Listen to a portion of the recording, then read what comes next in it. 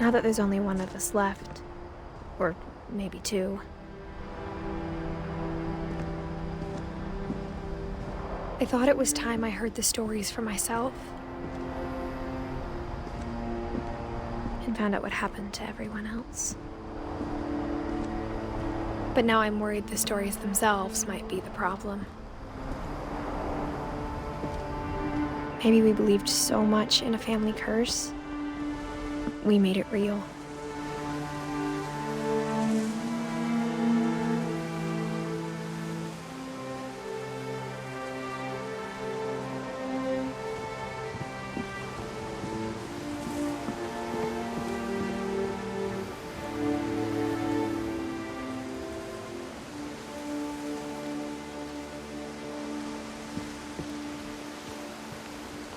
I don't know if I should even be writing this.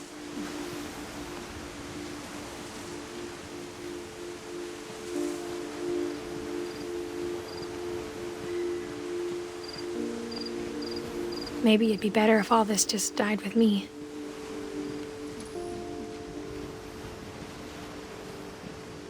But I thought you should know about your family.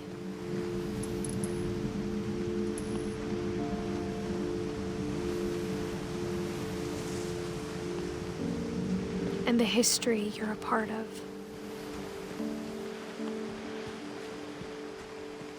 Though to be honest, I feel as lost as you probably do right now.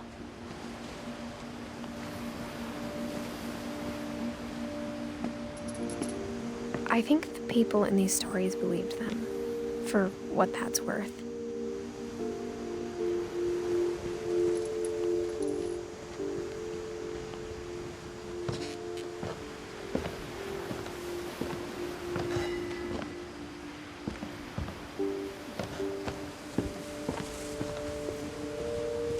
And when you look at the house, that history of imagination and stubbornness and madness,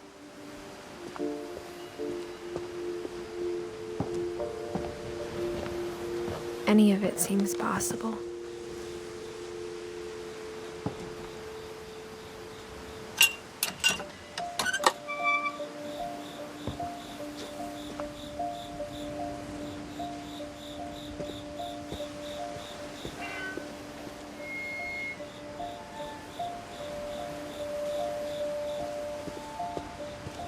I think we've been surrounded by death for so long, we've just gotten used to it.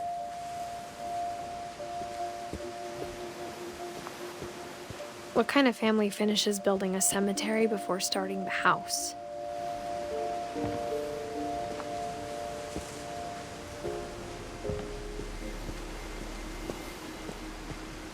It's embarrassing for me to admit this, but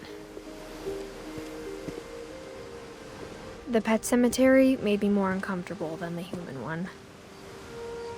3 of the gerbils are mine, and 2 had been my fault.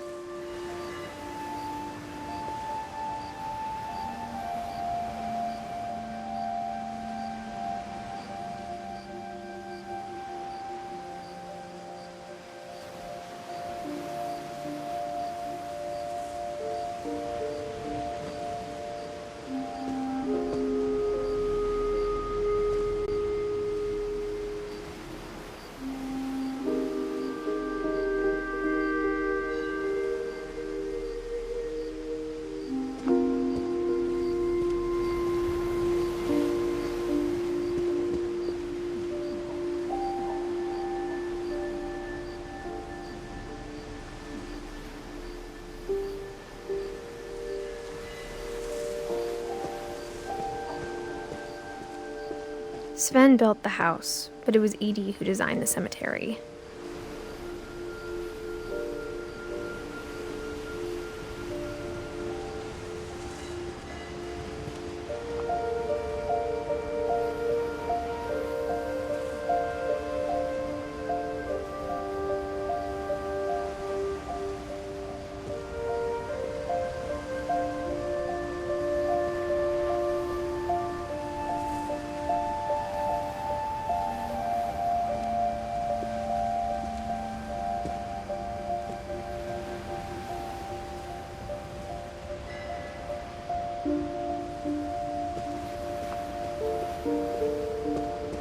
I'm sure Odin's monument had been Edie's idea.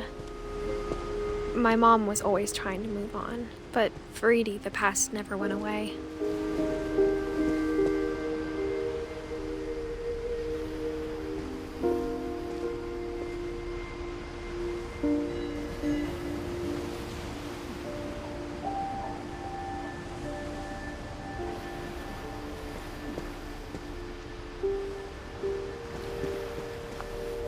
She could see it poking out of the water at low tide.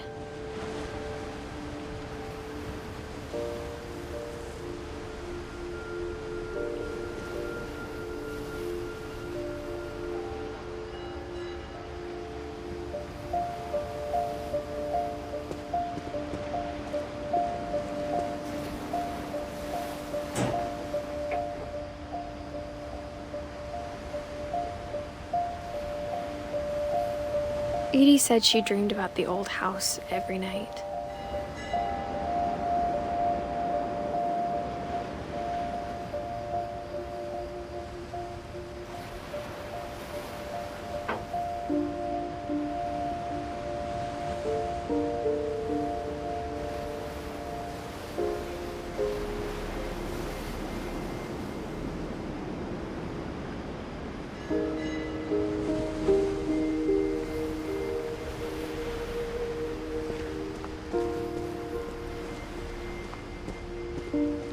Edie's side was always easier for me to understand.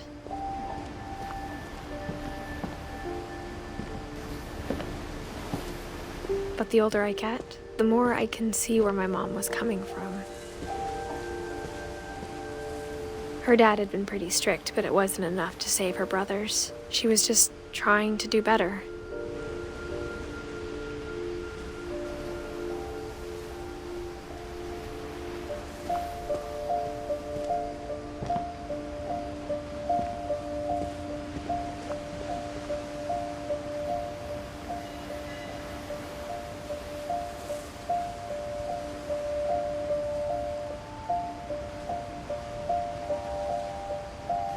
She lost 2 of her brothers, just like I did. I get why she tried so hard to protect us.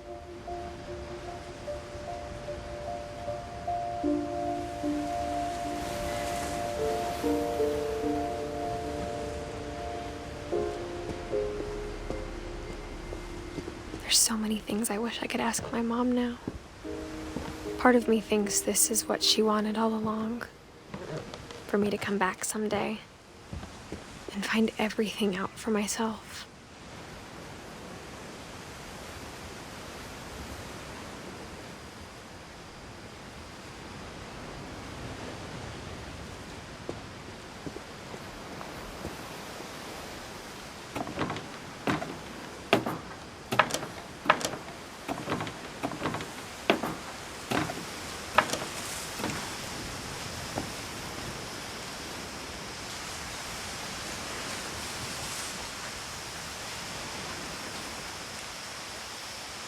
But looking back on it now,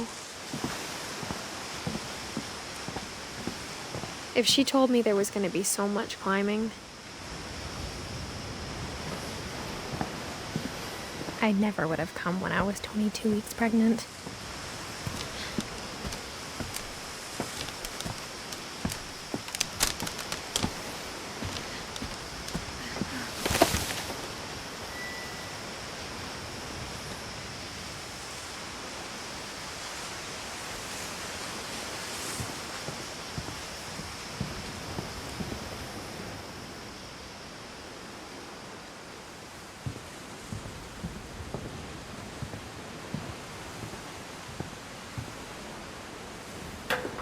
I never met Grandpa Sam, but I think he and my mom had a lot in common.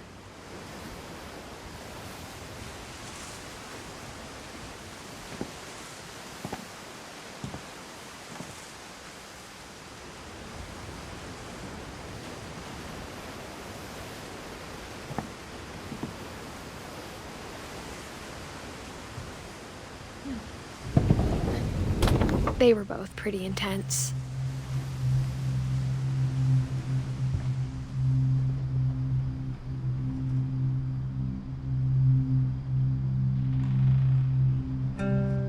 Sam spent his life shooting photos, but Mom said he got nervous being in front of the camera. I guess we're all afraid of something.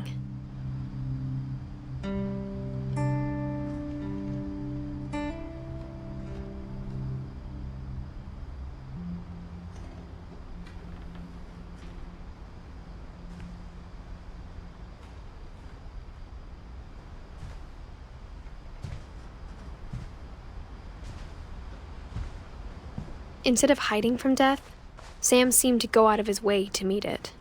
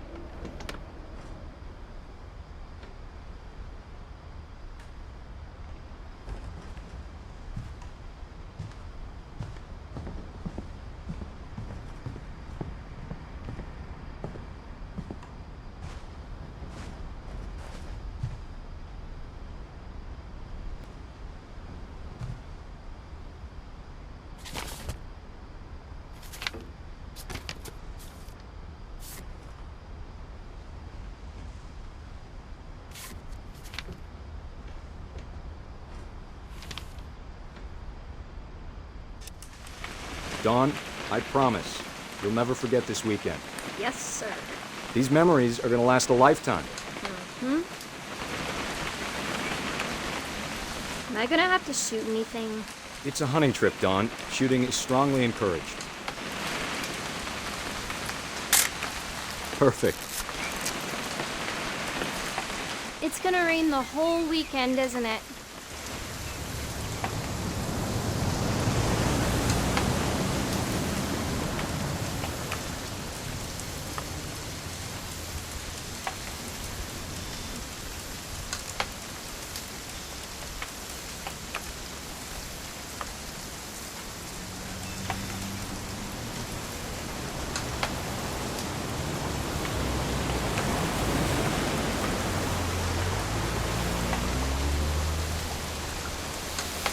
I will never forget this weekend, Dad. That's the spirit.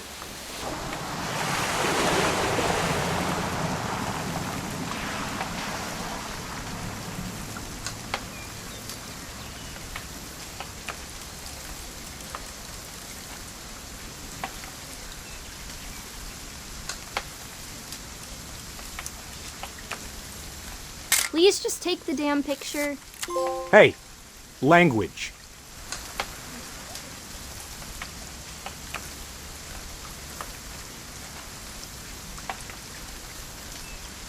Smile, Dawn. Okay, got it. I'm gonna take some pictures, okay? Just be careful. That camera's older than you are.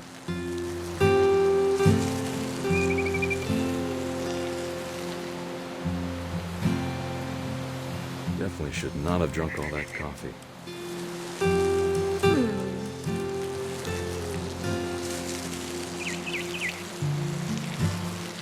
Nothing. Hey! That's a keeper.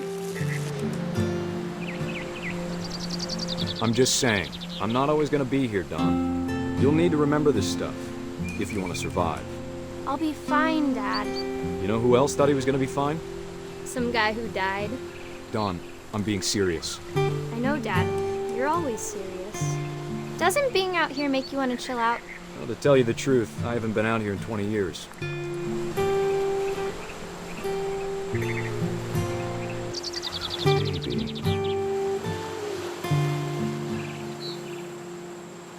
Dad! Good eyes, Don.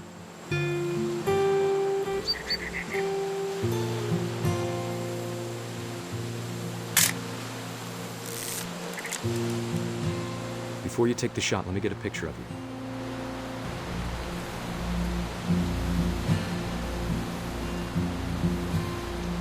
Dad, I...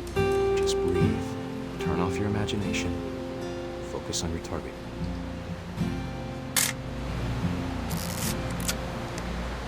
Let me get behind you. Do I have to do this? Dawn, you don't have to do anything. But if you want to survive, you need to be strong.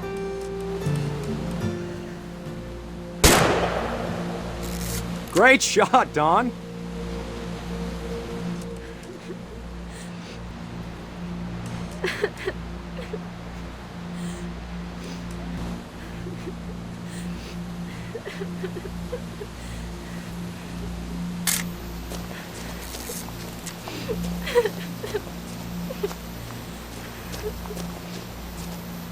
Dad, it's twitching. I think That's it's totally normal, Dawn. Just focus on the camera. Try not to think about— Dad!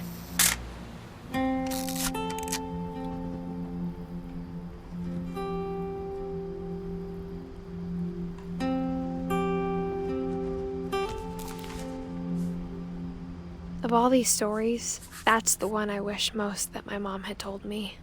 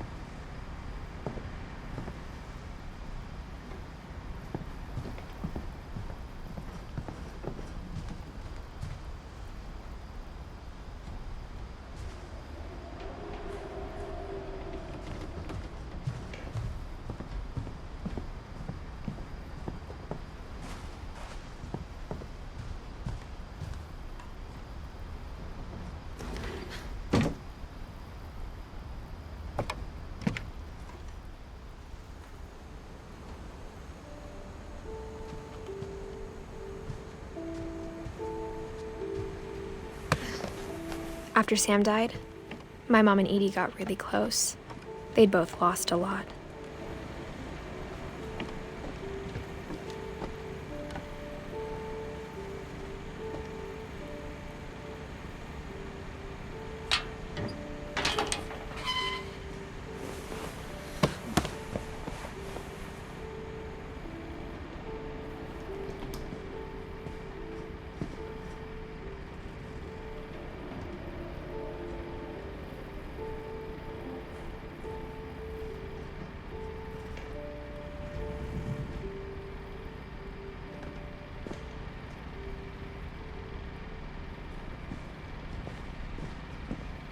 I can't imagine my mom ever writing poetry, and yet...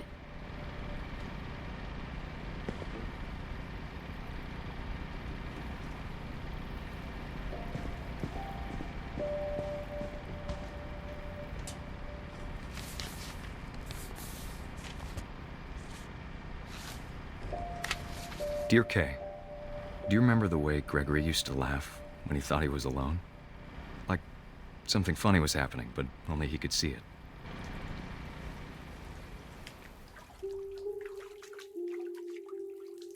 I think he saw things the rest of us don't.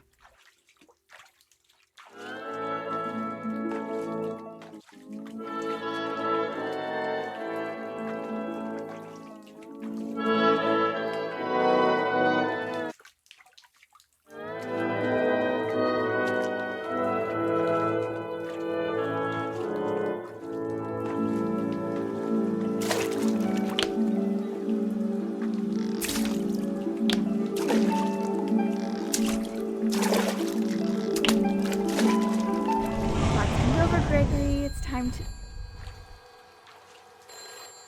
Hold on, sweetie. Hello? Sam, I told you I don't want to talk right now. I wonder what he saw.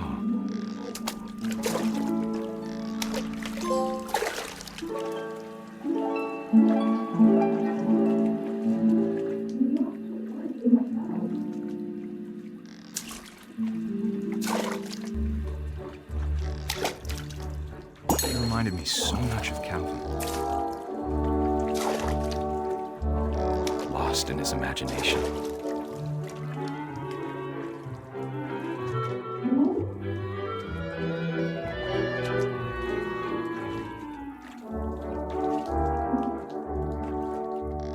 Whatever it was, he saw.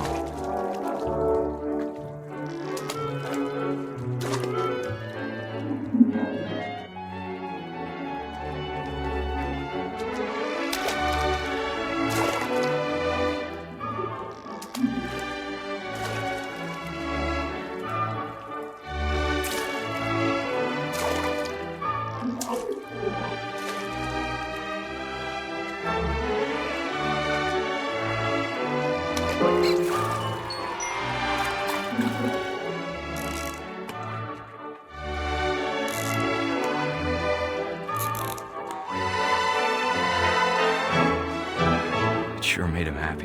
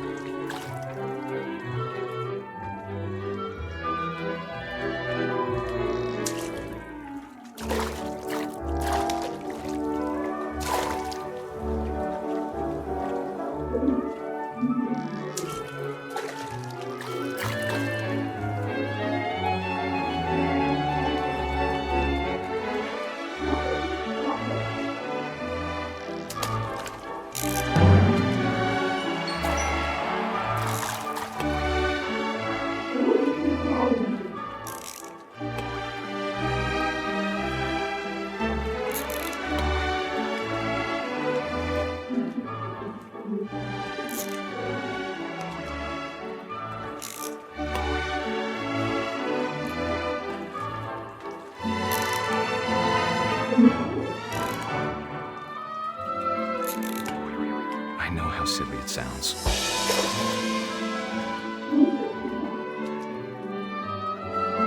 That I worried about a baby being too happy.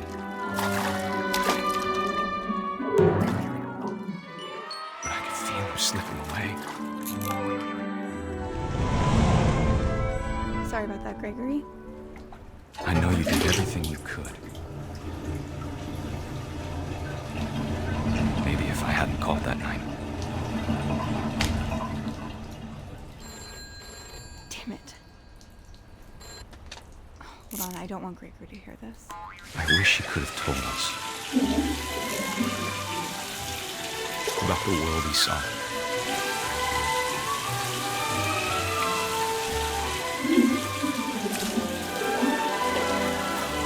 There's so much I don't understand about Gregory, about everything.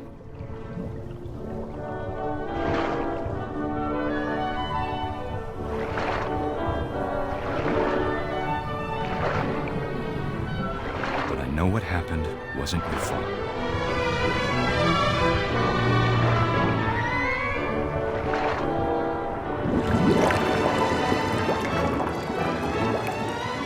I'm sure he's happy. And he'd want you to be happy too. Good luck, Kay. Love, Sam.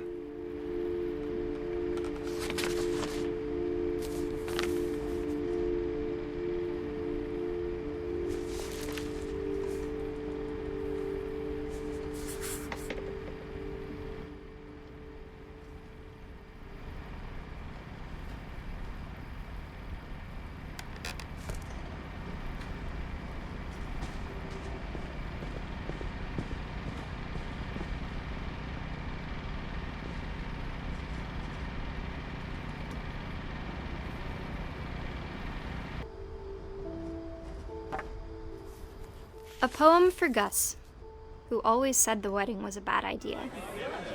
Our father never hit us kids, at least not very hard, before the day my brother said with teenage disregard that he'd be dead before he'd see a wedding in our yard.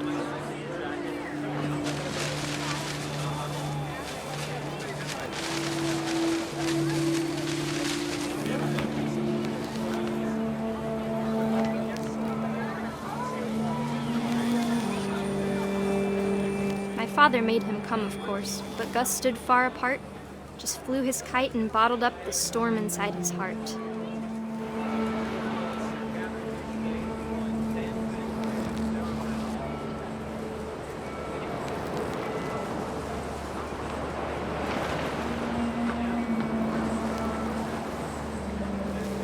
I tried to talk him out of it, but though he'd never met her, "We don't need a stepmom," were the words that I now remember. pronounce you husband and wife. You may kiss the bride.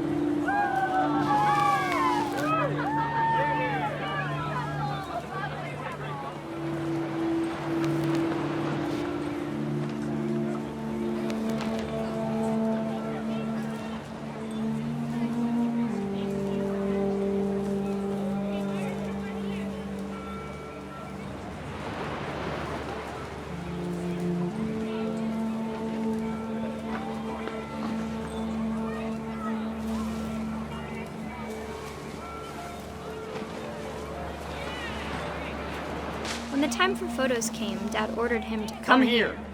But Gus declined and as a sign held up his middle finger.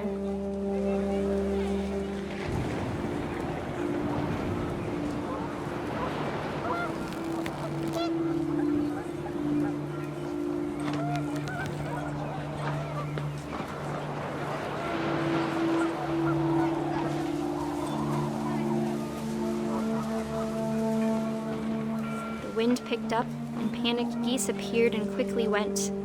But all the humans did that day was go inside the tent.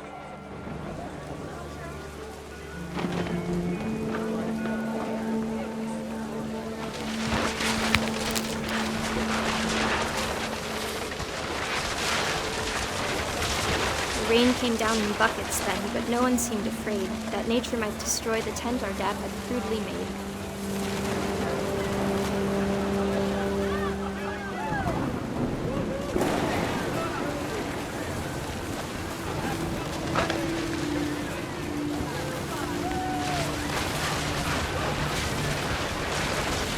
The thunder sounded much too close and full of angry power. But all my father said to this was, "Make the music louder."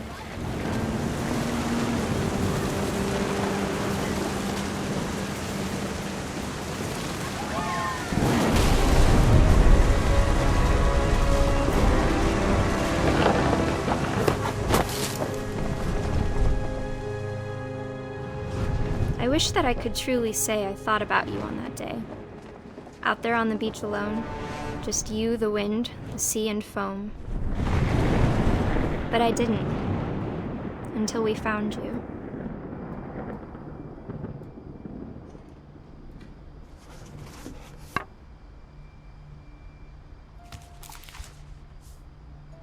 She never talked about him, but Mom told me once if I was a boy, they were going to name me Gus.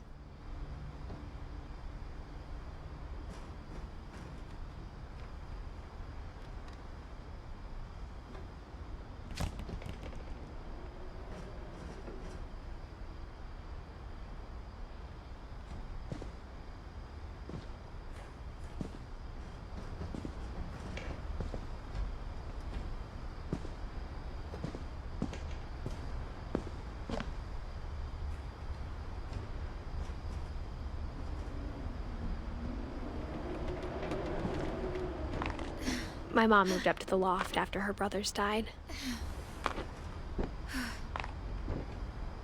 At the time, it was as far away as she could get.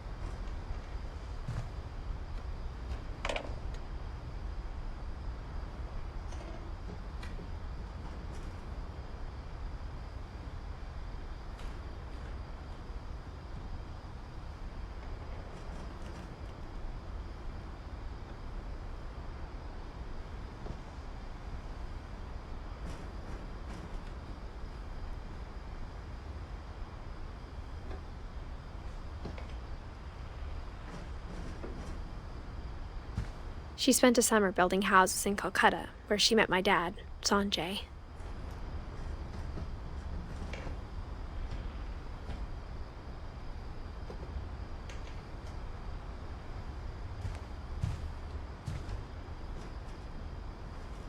Religion was another thing my mom never talked about, but I think it helped her a lot after her dad died.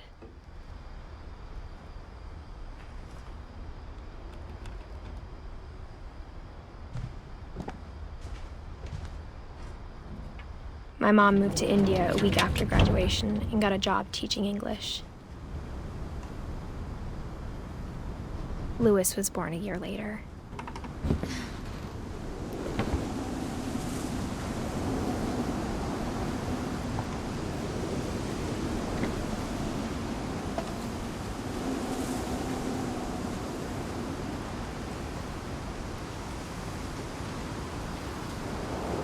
When my dad died, I don't think Mom knew where else to go.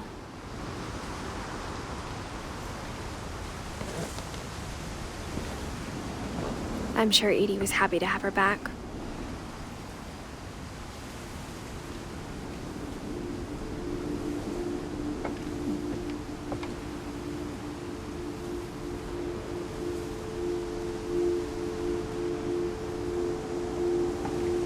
The house had to get a little bigger, but Edie was used to that.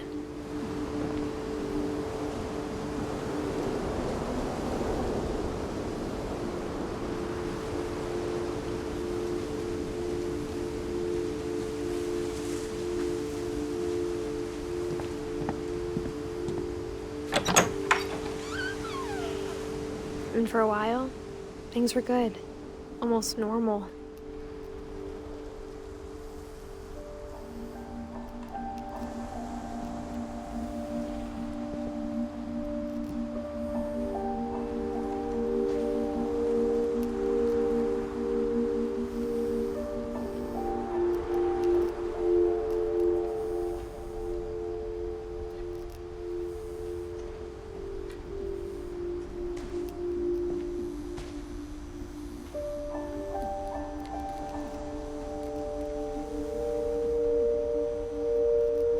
But it didn't last.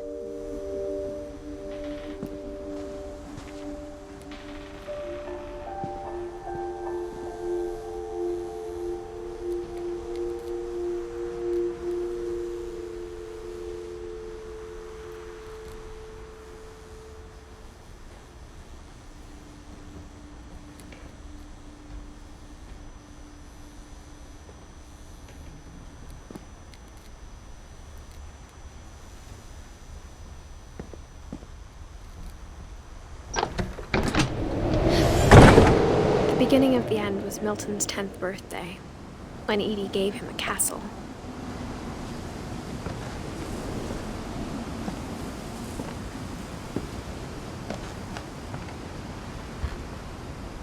After Milton disappeared, the only thing he left behind was a room full of paintings.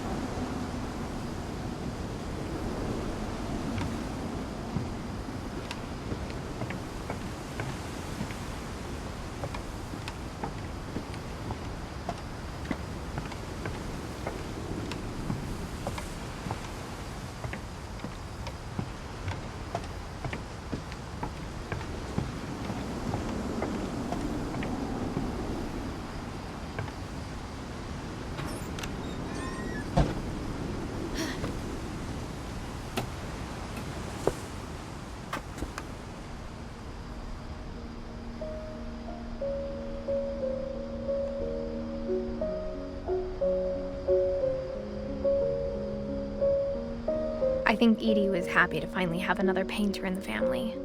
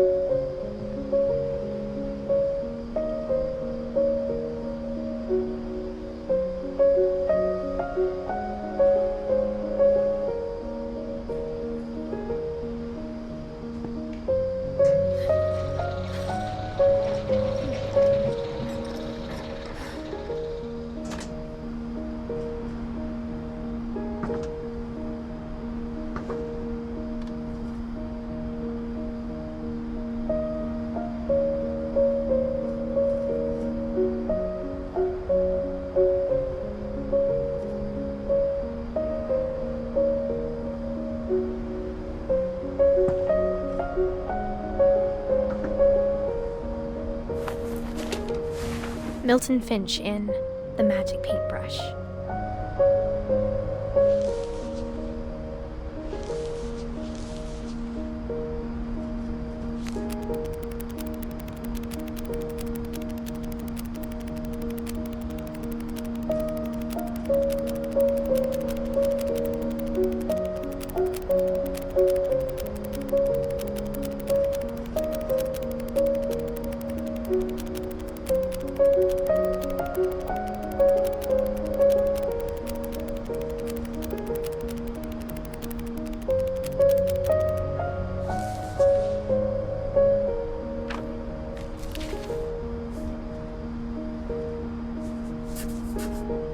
I was 4 when Milton disappeared.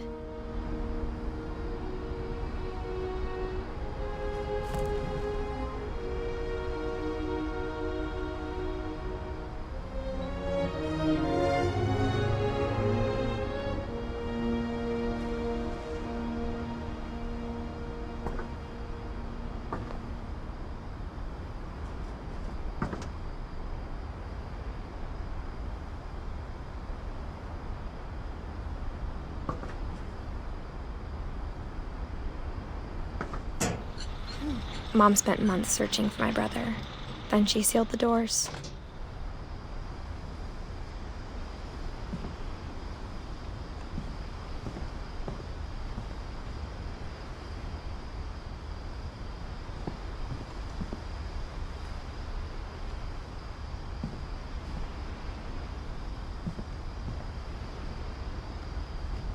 Whatever Milton had found in the house, Mom didn't want it getting out.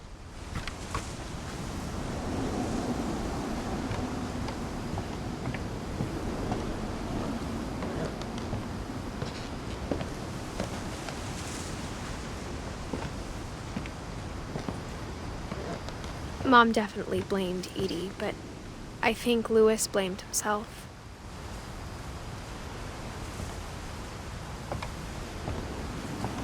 After he graduated, he just spent more and more time in his room, until Mom got him a job at the cannery.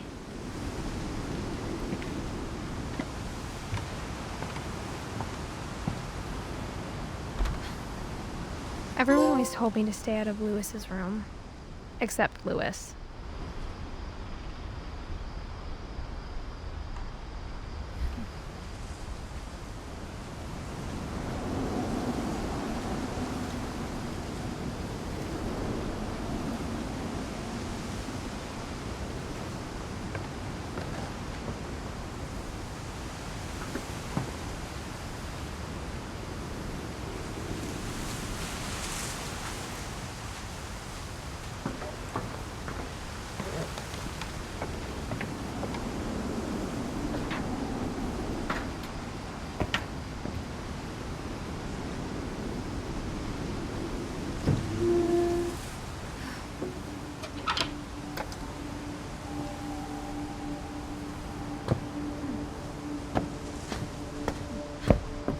Louis's room smelled very, very familiar.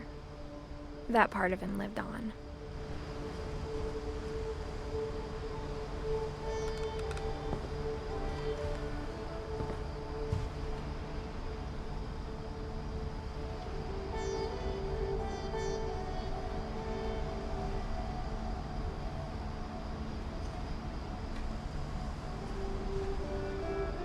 He was so proud of being Indian. I think for him, it was a way to be something other than just a Finch.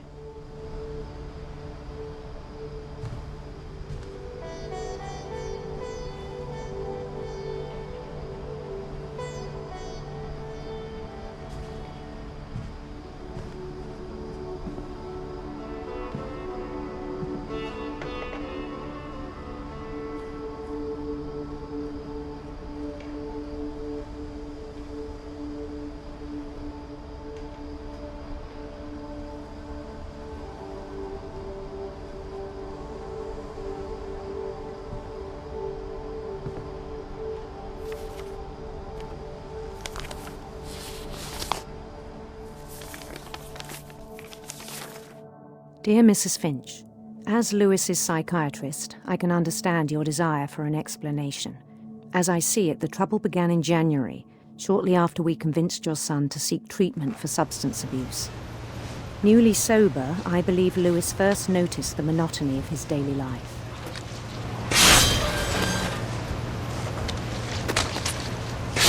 He kept working at the cannery, but he withdrew part of himself. In our sessions, I saw the same behavior. His mind began to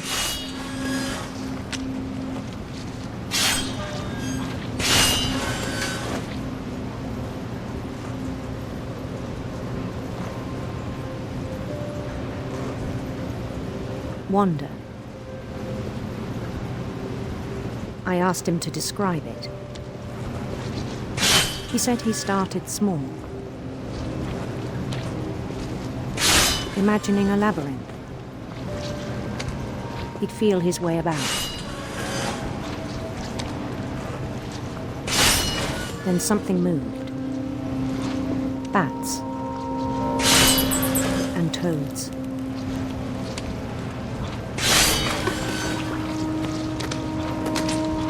And things that have not names.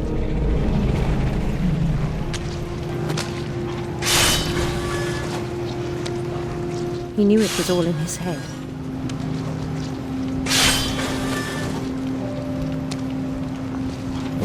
But he took it very seriously.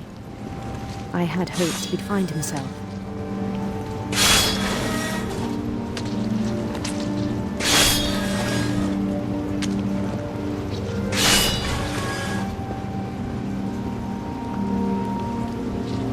But he found something more.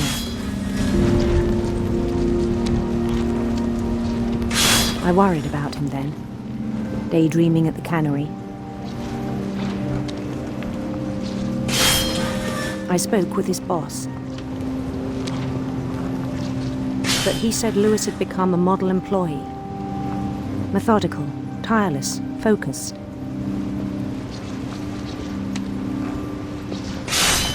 Like a whole new Lewis. So I let him go on.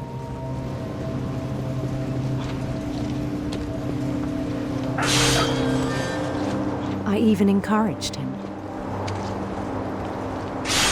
It seemed very promising at first. He told me he'd made a new friend.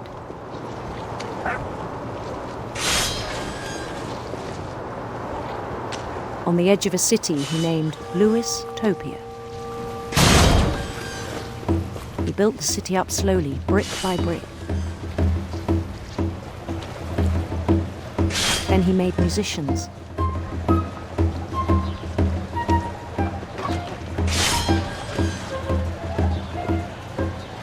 And songs for them to play. He talked about starting a band.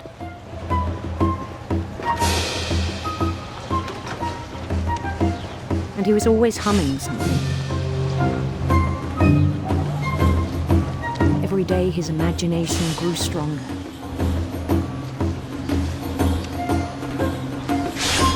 He no longer spoke at the cannery. But his chopping was as reliable as ever. Then one day it struck him that all the cheering crowds, even the stones under his feet, were all in his imagination. So he could do whatever he wished.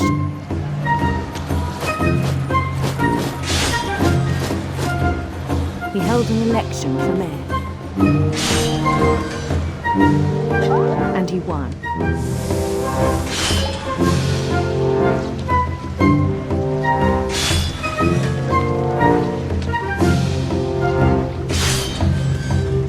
They begged him to stay, but his mind was already wandering. It became a game for him.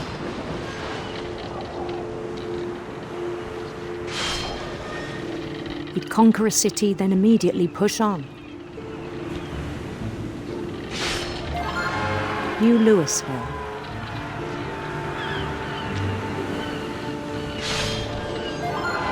St. Louis. He started drifting away from our reality.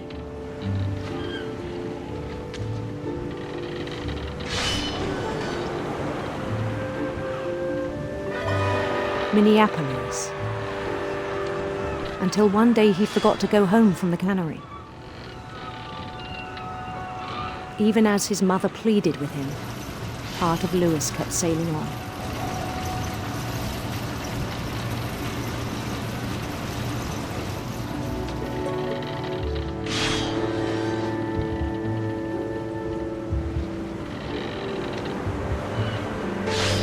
In Louisburg, he heard rumors of a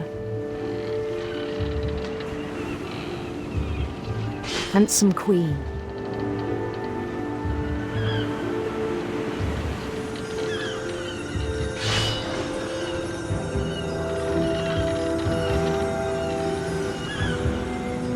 The queen was on her own quest for sinister serpents.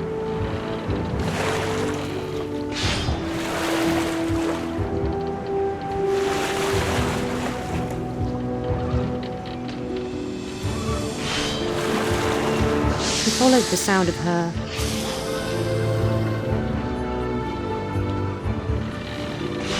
silver harp.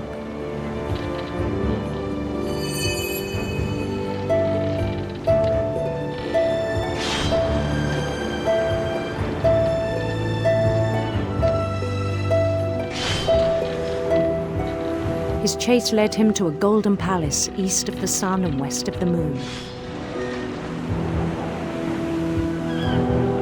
Even then, his logic remained sound. He knew the world was all in his imagination.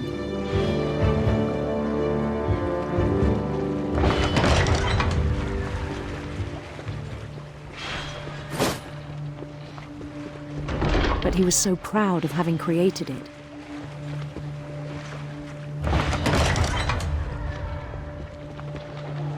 In his own eyes, he'd become something greater than a king.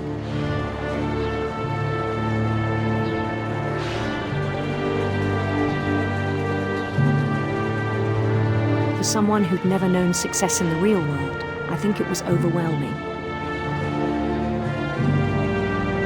And then it struck him that the real Louis was not the one chopping salmon, but the one climbing the steps of a golden palace.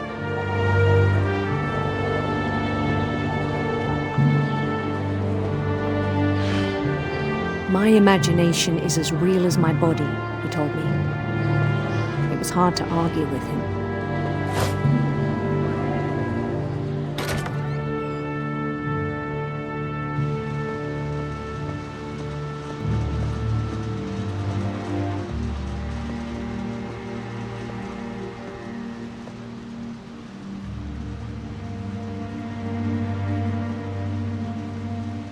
He began to forget the world we know.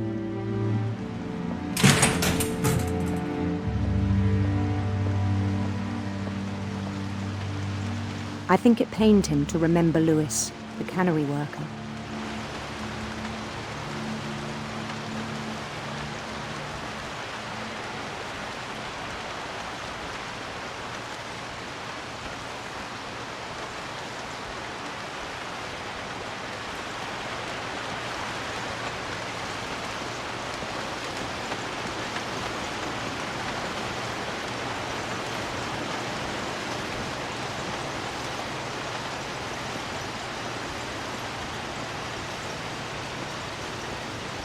He began to despise the man with a royal contempt.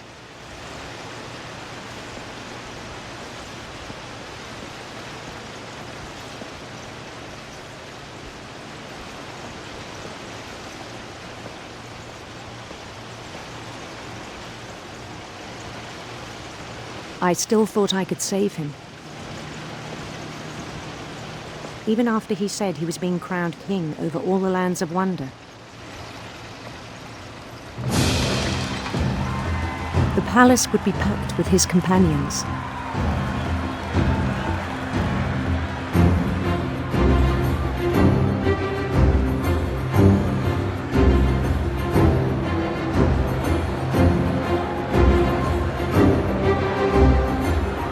including the wise Calico who'd insisted on inviting them.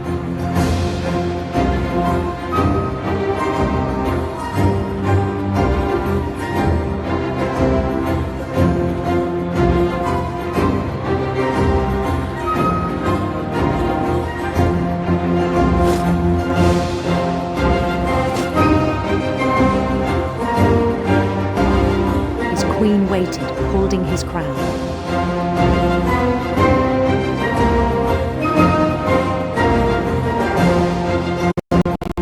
There was only one thing left to do.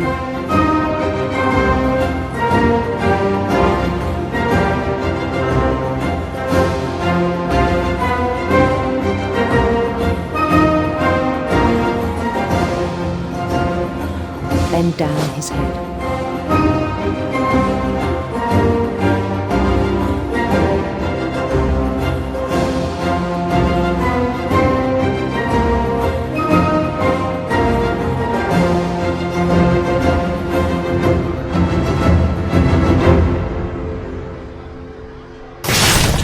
The rest I think you know. Mrs. Finch, your son was a kind man who will be missed by all of us who knew him.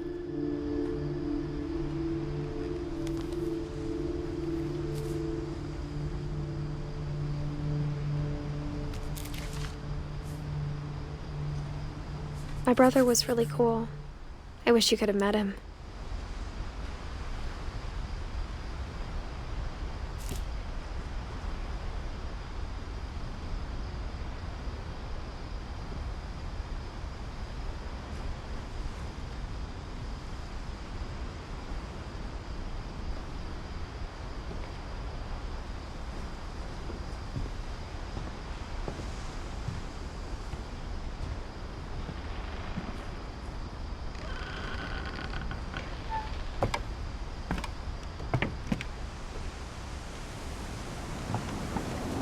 On the way back from Lewis's funeral, my mom told me to start packing.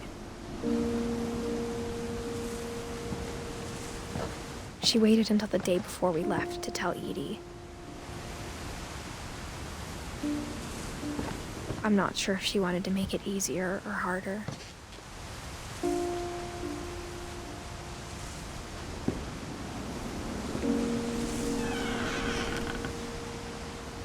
I wish we'd stayed.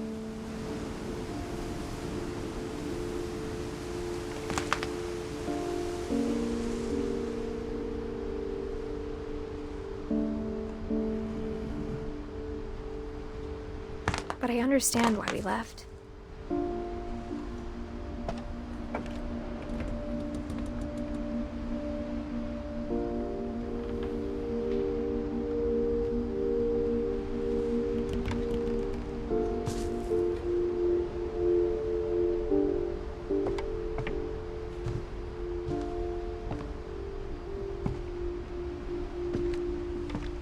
What happened that night had been coming for a long time.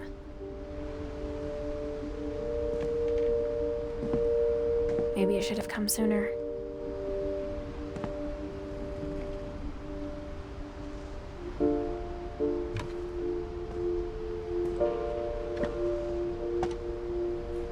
But it had to end one way or another. All that's left now is to tell you about that last night.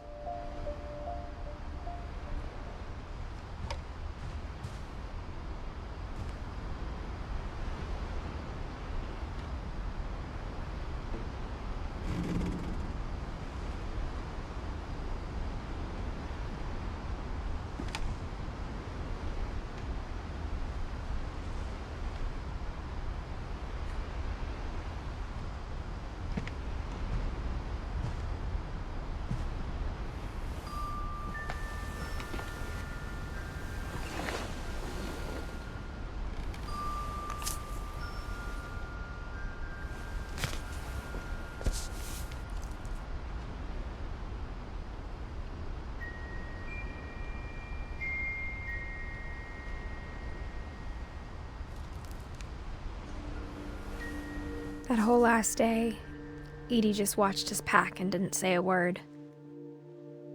Until supper, when she raised her glass and said, "To our final night together, and all our final nights apart. Grandma, you know what I said about alcohol. Some of your medications are very Edith, specific. I left a present for you in the hallway. Why don't you go open it? The grown-ups have to argue now. I'm sorry, you're right. We're all leaving tomorrow. Let's just enjoy our last... I'm not leaving. Edith, you're excused.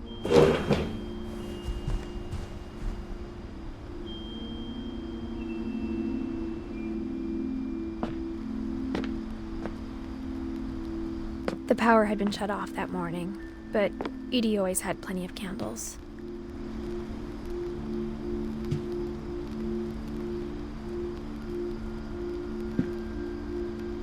When my mom sealed the library, I don't think she knew about the other entrance.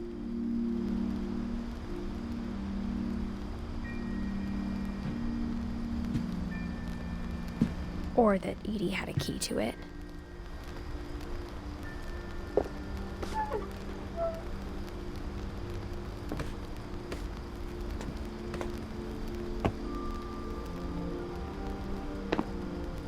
That thing you're afraid of isn't going to end when you leave the house.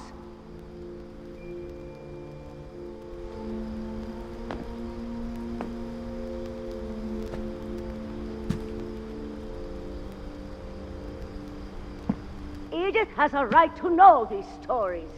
My children are dead because of your stories. I think it's best if Edith and I leave tonight.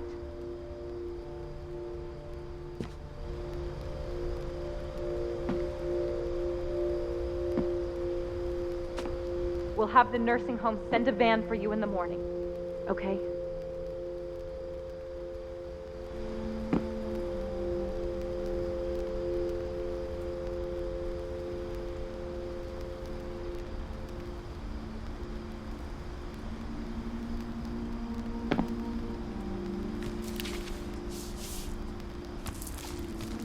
Dear Edith, there's so many stories I wish I could tell you, but there's only time for one. This is about what happened on the night you were born.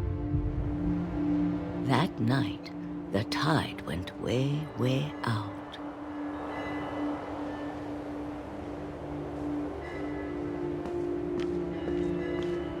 It was the first and last time I ever saw the old house aground. There'd been an earthquake out in the middle of the ocean. They called it the lowest tide in 1,000 years. God, it smelled awful. You know, I've seen that house every day of my life.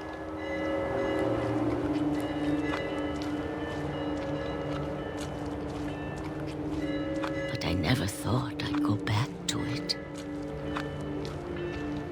When the fog rolled in, I lost my way.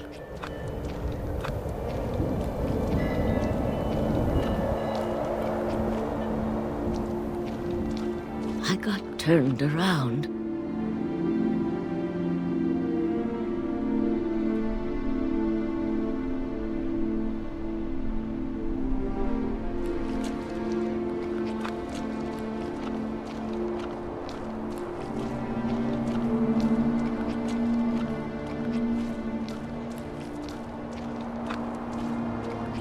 For a while, I wandered.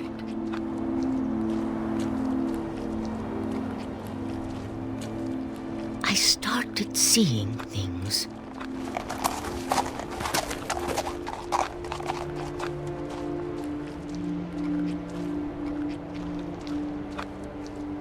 Things I'd forgotten had ever existed.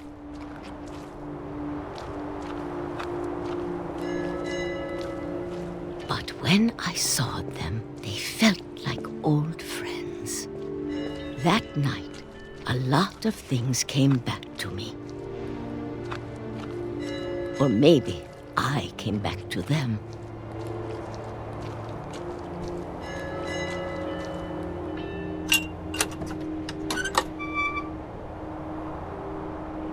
Things I can't explain, but that I need you to try and... Edith, what are you doing in here? It's mine! Edith! Mom, you're gonna rip it! Let go! kicked and screamed, but Mom dragged me to the car.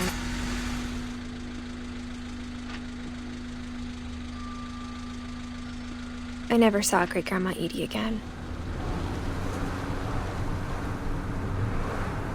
The next morning, the van came to pick her up, but she was already gone. After that, we moved around a lot.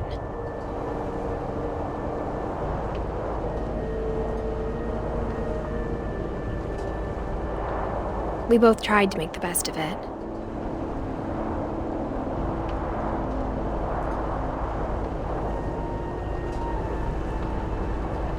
A few years went by.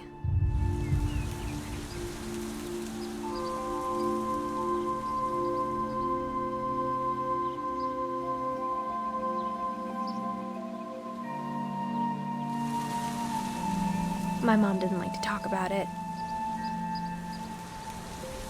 but she started getting sick a lot.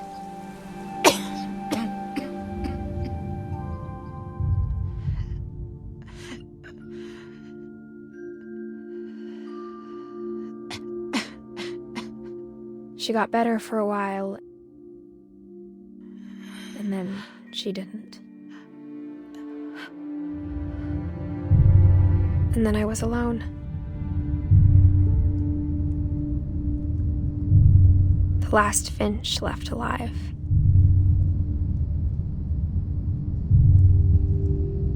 Until I found out about you. I'm still not sure what to tell you about all this. If we lived forever, maybe we'd have time to understand things. But as it is, I think the best we can do is try to open our eyes and appreciate how strange and brief all of this is.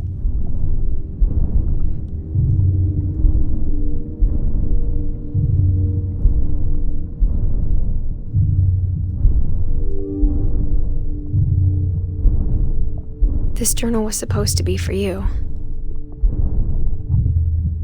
But now I hope you'll never see it.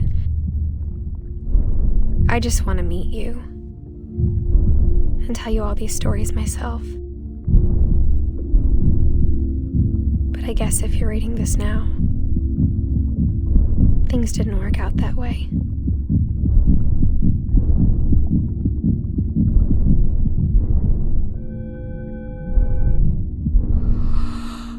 This is where your story begins. I'm sorry I won't be there to see it. It's a lot to ask, but I don't want you to be sad that I'm gone. I want you to be amazed that any of us ever had a chance to be here at all. Good luck.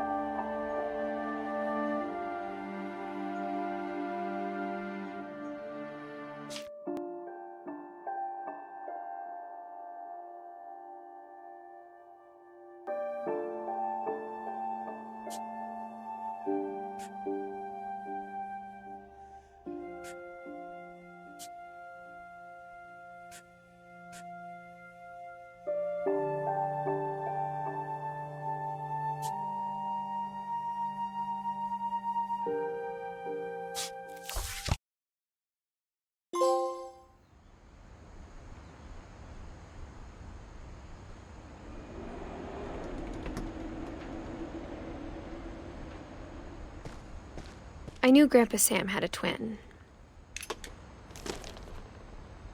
And that he never talked about him. I guess my grandpa didn't like history any more than my mom did.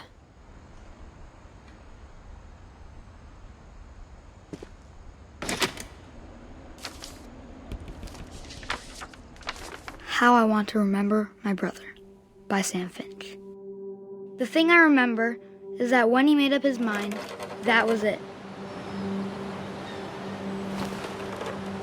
My brother said he'd die before he ate another mushroom, and he did.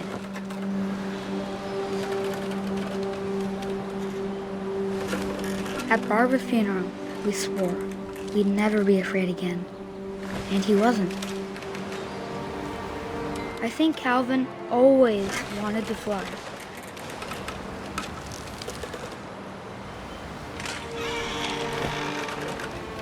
Sam! Calvin! Dinner's ready! Coming! But that day, he finally made up his mind to do it. I told him going around was impossible.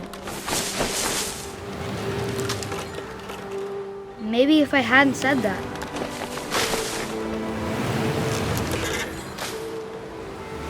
Calvin! I'm not gonna tell you again! maybe if the wind hadn't picked up,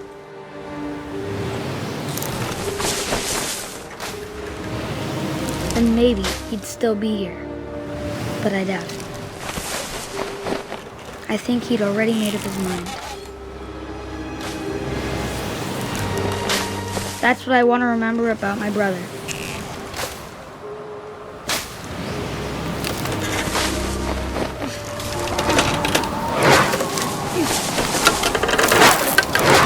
The day he made up his mind to fly. And he did.